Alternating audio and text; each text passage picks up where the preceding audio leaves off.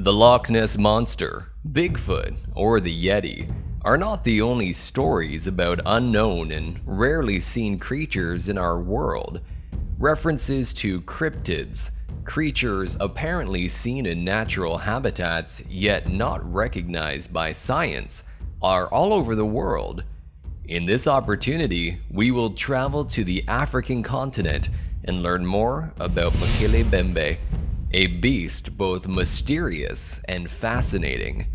Due to its similarity to a sauropod or a long-necked dinosaur that, according to the legend, lives in the depths of the jungles from Central Africa, hidden in the rivers and lakes of the Republic of Congo. The stories of the Mokéle Mbembe apparently come from a compendium of oral testimonies from several African tribes, the Pygmies among them. The legends of this mythical animal started going out of the local tribes by the early 20th century. French and German visitors told stories they heard from the locals about a big monster that lived in the woods. This animal was supposedly found by the local Pygmies who named it. Mokéle Mbembe means, depending on the source, rainbow, he who stops the river flow, or monstrous animal. The creature allegedly spends most of its time in the water, but explorers claim to have seen prints of a foot with 3 claws. The Pygmies believe it to have supernatural powers, and that if someone tries to hunt it or even encounters it, will be destined to die. For its presence, a bad omen. All the tales and testimonies from several African tribes describe it as a brownish-gray animal, measuring 13 to 19 feet tall and 16 to 32 feet long, with a long flexible neck and a large tooth. Some people think it's a horn and also mention a crocodile-like muscular tail. In some tales, the creature is massive enough to swallow a buffalo whole, yet in others, it isn't bigger than a hippopotamus. Some say it has a snake head, others that it has a hunched back. But the truth is there isn't any factual documented proof about its existence.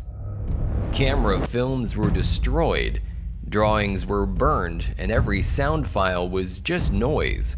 And this is perhaps the reason behind the everlasting fascination with Mokéle Mbembe. Those who believe in the existence of this monster claim that it lives in a remote area of the world, and go as far as to think that not only it still lives, but that, as of now, there are hundreds of them living in the desolate areas in Africa. It's interesting to note that there are some who claim there is a small population of these monumental creatures living in the swamps of the Lukuala River, where they dwell and come to the surface in the middle of the day, looking for food. Its prints are like a hippopotamus, although bigger and webbed. According to some experts, they are round, as big as a pan, and have 3 webbed toes. Its diet is comprised mainly of vegetables, although there are reports of it hunting other animals, like hippos and even humans. Due to this, the local fishermen show a very particular aversion towards certain swamp areas in Central African lakes and rivers, where they believe this creature lives, for they fear to be its next meal. Recently, a tale came to light that describes the alleged killing of Mokéle Mbembe near the Tele Lake in 1960. According to this story, a group of pygmies from the swamp areas of the Lukuala built a wall to keep these creatures at bay. One of them managed to cross the barrier, which caused the fierce response from the natives. William Gibbons says, Minister Thomas, who knew the natives, also mentioned that 2 pygmies imitated the animal's screams as it was attacked and speared. Later, a feast was celebrated, during which several parts of the animal were cooked and eaten. However, those who participated in it eventually died, whether by food poisoning or natural causes. It must be noted that pygmies rarely live longer than 35 years, and that women of said ethnicity give birth at age 12. Some people think that the mythification related to the Mokéle Mbembe started with this incident.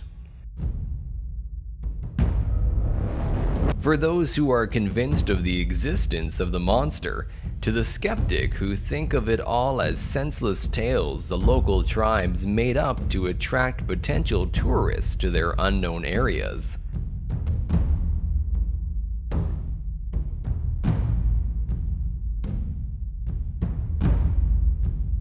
Some cryptozoologists who believe in it say that prehistoric creatures could still live in Africa because it is unaltered.